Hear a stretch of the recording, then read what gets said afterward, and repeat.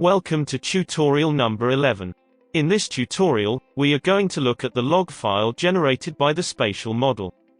There are two types of log files. The first is the main log file of the spatial model engine, while the second is log files generated when each object runs a prediction. Let's start with the first log file. The main log files are located at path C, spatial logs. Every day the spatial model opens a new log file. The date is included in the file name.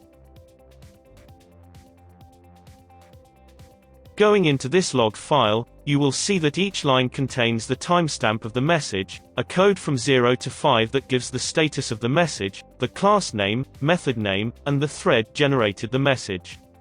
The last part is the details of the message.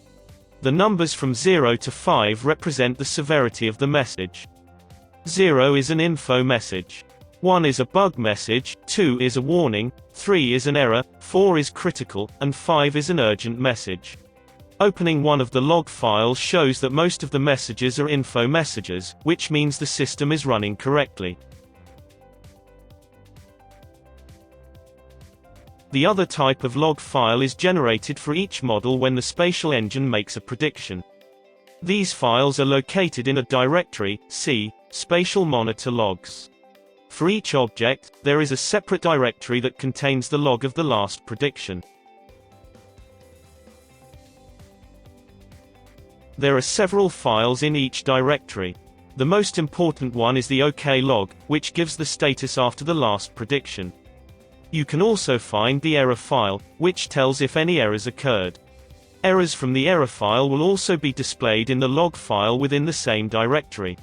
When there is a problem of a pair in the spatial model, the first step would be to go to the specific object's log file and look for specific errors regarding the most recent prediction.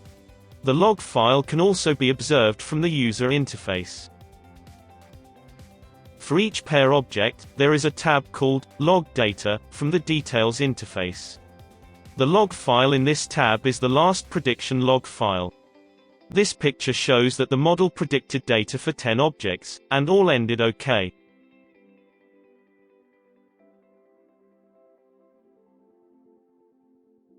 Thank you. We hope this tutorial was helpful and clear.